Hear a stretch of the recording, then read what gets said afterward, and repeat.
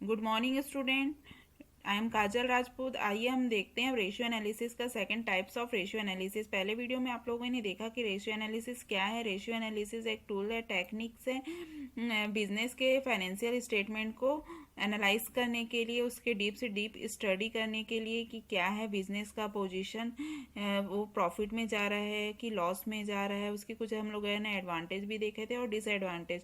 तो आइए आज हम उसके टाइप्स देखते हैं रेशियो एनालिसिस की कि क्या टाइप्स हैं। तो फर्स्ट है प्रॉफिटेबिलिटी रेशियो, सेकंड है टर्नओवर और एक्टिविटी रेशियो, और थर्ड है लिक्विडिटी रेशियो, और फोर्थ है सॉल्वेंसी रेशियो।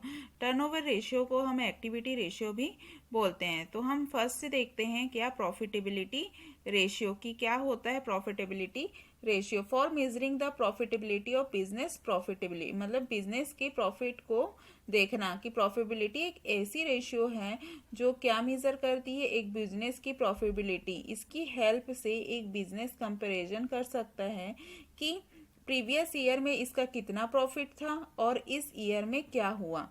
सो प्रॉफिटेबिलिटी भी मेजर करना एक इम्पॉर्टेंट है अपने बिजनेस को अंडरस्टैंड करने के लिए।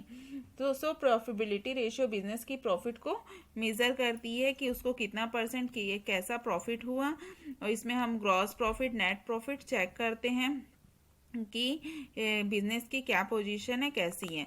फिर हम देखते हैं सेकंड क्या है, टर्नओवर और एक्टिविटी रेशियो क्या है। For studying the activities and efficiency of the business, business की एक्टिविटी को अंडरस्टैंड करने के लिए और उनकी क्या एफिशिएंसी को अंडरस्टैंड करने के लिए कि एक बिजनेस कौन कौन से एक्टिविटीज परफॉर्म करता है और उस एक्टिविटी से कैसे एक बिजनेस की एफिशिएंसी इंक्रीज या डिक्रीज होती है। तो इसके लिए हम टर्नओवर एक्टिविटी रेशियो का यूज़ करते हैं, जिससे कि वो बिजनेस एक्टिविटी में क्या है, उसकी एफिशिएंसी क्या, परफॉर्मेंस है, कैसी एक्टिविटीज़ है, ये चेक करने के लिए। फिर थर्ड वन क्या है, लिक्विडिटी रेशियो, एक ऐसी रेशियो जो शॉर्ट टर्म फाइनेंशियल पोजीशन को अंडरस्टैंड करती है।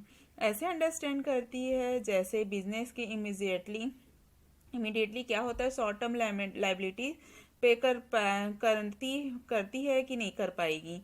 तो क्या उसके पास इतना सफिशिएंट कैश है, क्या उसके पास इतनी सफिशिएंट करंट एसेट है कि वो अपने करंट लाइबिलिटीज़ को पे कर सकती है कि नहीं। तो ये सब हम लिक्विडिटी रेशियो में देखते हैं कि वो चेक कर मतलब पे कर पाएगी कि नहीं, कैश पर पाएगी कि नहीं, कि उसके पास उतना सफिशिएंट अमाउंट है कि नहीं है कि वो अपने करेंट एसेट्स है, करेंट लाइबिलिटीज़ को पे कर सकती कि नहीं। तो उसको हम क्या बोलते हैं, लिक्विडिटी रेशियो। अब फोर्थ वन क्या है हमारा, लॉन्ग टर्म सॉल्वेंसी रेशियो। मतलब आपको तो इससे समझ में ही आ जा रहा है कि जैसे लिक्विडिटी रेशियो क्या था, शॉर्ट टर्म फाइनेंशियल पोजीशन को अंडरस्टैंड करने के लिए होता था, वैसे ही लॉन्ग टर्म सॉल्वेंसी रेशियो क्या है, लॉन्ग टर्म फाइनेंशियल पोजीशन को अंडरस्टैंड करती है कि कैसे लॉन्ग टर्म चलता है सॉल्वेंसी रेशियो।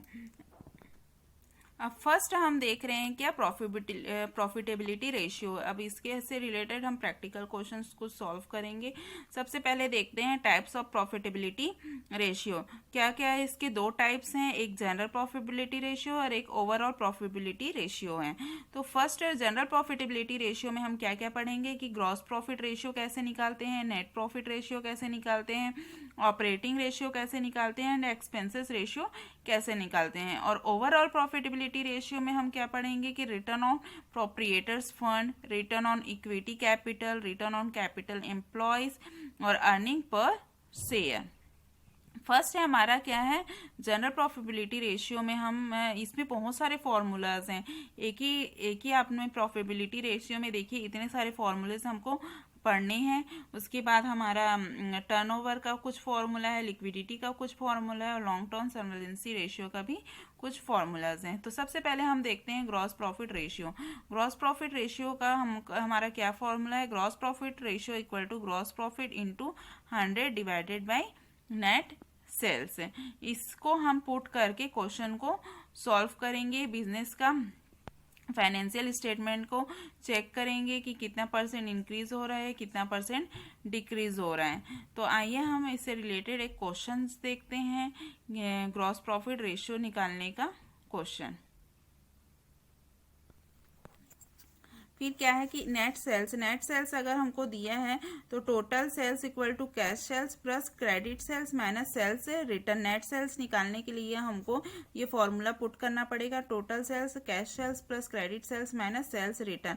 और if gross profit is not given, अगर हमको ग्रॉस प्रॉफिट नहीं दिया है क्वेश्चन में, तो it can be obtained sales minus cost of goods sold. जो सेल्स का अमाउंट रहेगा उसमें हम कॉस्ट ऑफ गुड्स सोल्ड को माइनस कर देंगे, तो जिससे हमारा क्या आ जाएगा, gross profit. If cost of goods sold is not known be calculated as follows. अगर हमको कॉस्ट ऑफ गुड्स सोल्ड भी नहीं पता है तो हमको ये करना पड़ेगा, opening stock plus purchase plus direct expenses minus closing stock. If net profit is not given in the question, it can be converted into gross profit by adding in indirect expenses and interest to it। अगर नहीं दिया है तो हम इसको भी ले सकते हैं। आइए फर्स्ट क्वेश्चन देखते हैं। From the following details ascertain the gross profit ratio. ये हमको सेल्स दिया है, ग्रॉस प्रॉफिट दिया है 2012 का और 2013 का। तो 2012 का पहले हम सॉल्व करते हैं कि gross profit ratio equal to gross profit upon sales into 100। तो 2012 में क्या है, ग्रॉस प्रॉफिट कितना है 30,000। हम मतलब ये वाला फॉर्मूला भी इसमें पुट कर रहे हैं। तो 30,000 डिवाइडेड बाई 1,20,000 इंटू 100, तो हमारा आंसर क्या आ गया 25%। अब 2013 का निकालते हैं हम। ग्रॉस प्रॉफिट कितना है 50,000 और सेल्स कितना है 1,50,000 इंटू 100, तो 33/1%। तो इससे हमको क्या पता चल गया, बिजनेस का इतना परसेंट प्रॉफिट है कि लॉस है। अब हम इसका नेक्स्ट क्वेश्चन देखते हैं। नेक्स्ट क्वेश्चन में बोला है हमको compute gross profit ratio from the following information. Total sales दिया है 2,60,000, सेल्स रिटर्न 10,000 और cost of good net good sold. तो सबसे पहले हम इसको सॉल्व करते हैं।